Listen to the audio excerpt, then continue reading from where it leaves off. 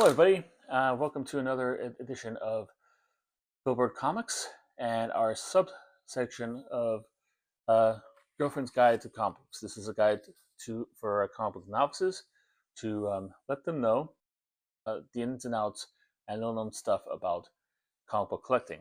This is basically so you could possibly um, either jump in to the hobby with both feet, or if you're just a loved one of somebody, it doesn't have to be a girlfriend. It could be a boyfriend, a mother, father, son, daughter, brother, sister, or whatever, who wants to experience the joy and have like a little bit of camaraderie with the comic book collector in your life. A brief kind of like description of this kind of stuff. This whole thing started because of my wife, who was then my girlfriend. Um, Decided to buy me some comic books and was totally lost by the whole kind of thing about it. Uh, so this is like my guide to help people like her, like she was back then, join into the whole thing of comic book collecting. Today we're going to talk about uh, pressing, cleaning, restoration, and conservation of comic books. This is, for me, at least from my knowledge, relatively new kind of like thing. There's been conservation and protection all along, but it seems now like at one time, for a collector's standpoint, it was looked at if you did anything to a comic book in this such a way that it would be kind of detrimental to comic book, get lesser value. Um, if you submit it to CGC and they're able to pick it out, um, you get a purple label that says restored. Um, Now it's become a lot more lenient about that. There is CGG has not only allowed people to submit comic books that have been pressed and mildly cleaned, um, they actually do the service themselves. If you want to send the stuff in, they'll press it for you and they'll clean it for you before they grade it. Um, so it's kind of like, it's kind of interesting kind of stuff. Um, Basic comic pressing is basically if you have like a comic book that's wrinkly or has folds or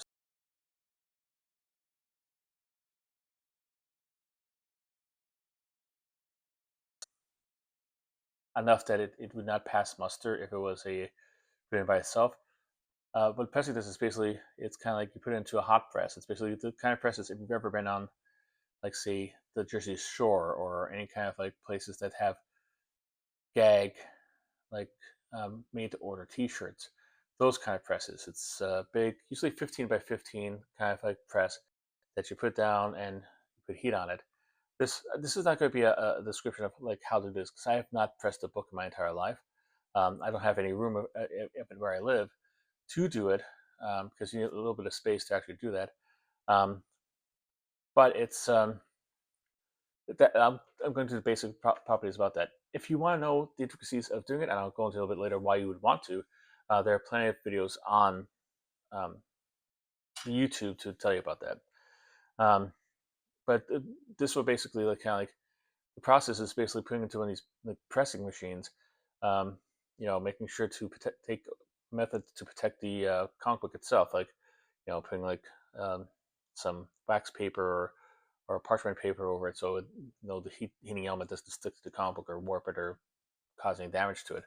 And you could turn these little like comic books, little dings and foibles and bends and divots into something that looks like it just came right off the press. And of course, like the results vary on like how much damage is actually on the book. If it has a lot of deep creases and stuff like this, pressing might not get all out, but it'll get something to make it definitely improve its look and condition and probably the grade you get if you want to have it submitted. Um, where would this go for you as an outsider trying to look in?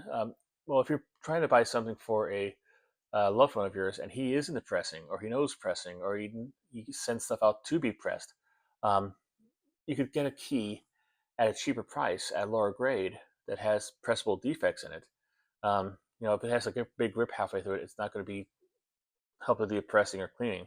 But if it has like a little bit of wrinkle and a little bit of fold and like a little crease that doesn't break the color, and you want to have it straightened out, you get it at a lower price, and then have it sent off to be pressed, and you get a better book of it for a cheaper price, essentially.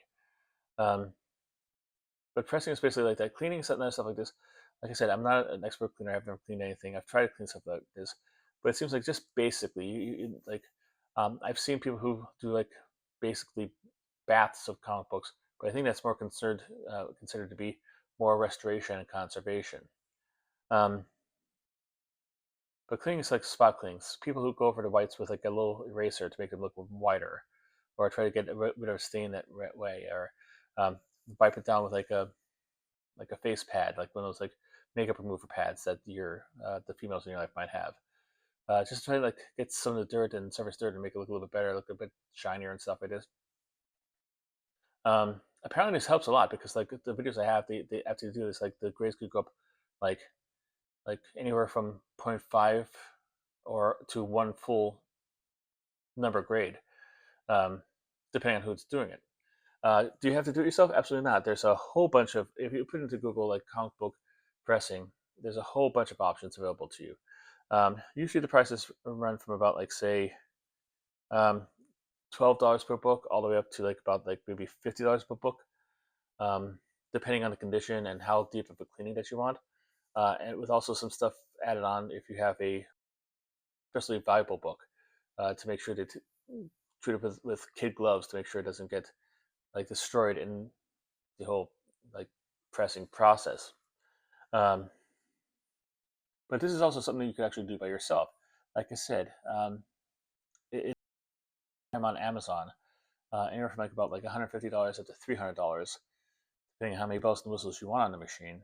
Um, and it's of like making gag t-shirts with iron-on decals, so it's a win-win situation. Um, a lot of the materials used to cleaning it is stuff like you can buy at your local CVS or other pharmacy. It's just basically like erasers and pads, and this is a thing called absorbing that kind of gets off more stains off that you probably have to buy um, at maybe an art store or through Amazon. But those are to clean your stuff and make it a little better. And you know, CGC has seemed to allow that. And like I said, as part of the submission package for CGC, they do have a program where you could actually pay extra money and they will clean and press it for you. I don't know how extensive it is. I don't think it's like, if it's like they have a big glob of ink on top of there or like some bubble gum is stuck to it. I don't think they're going to do that kind of cleaning, but they will they will go that way for you. They'll do like at least a minimal amount of cleaning and pressing for you. Um, which is weird because they actually hit you for if you do anything like that falls into the realm of conservation or um, uh, restoration.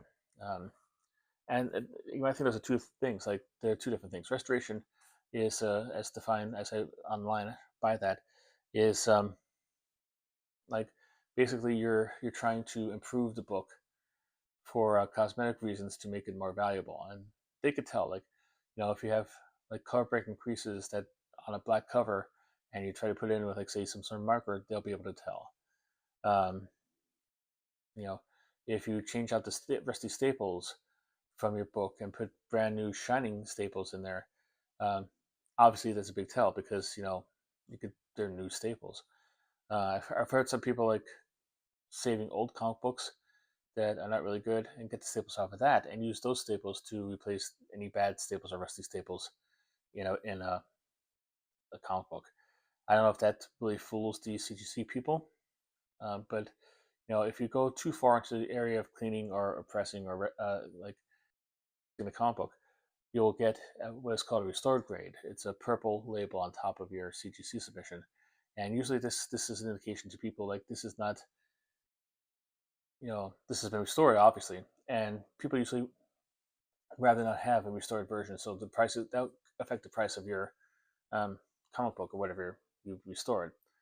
However, the difference is conservation. Conservation is less, is just like keep the comic book from deteriorating more. It's not to actually try to be sell. It's kind of like just to make sure like it could be enjoyed for future generations. I'm sure like a lot of the comic books in the Library of Congress, especially the older ones that have been through a lot of damage and stuff like this, have been conserved in this way. It's basically like using like oak leaf to knit in with a missing piece of the cover. Uh, you know, something that has been kind of like, you know, like not necessarily to whiten the pages, but just to like make sure like they're more supple and stuff like this to make sure they last longer. So that's conversation. Conservation. Conservation it doesn't really hide the changes and the corrections that it makes to the comic books. It kind of wears it on sleeve, but it's basically for the purposes like, hey, this is a valuable piece of history. I want to make sure it's around, so I'm going to put like this big white oak leaf, like or whatever it's called, to fill in like this new cover to make sure that it's like it's going to stick around for another couple decades or whatever. Um, I don't know exactly how that affects the grade from CGC or not, but it probably will. I don't know if it gets a blue label, but I believe it to do mark and let you know that it has been conserved according to their like little matrix and stuff like this.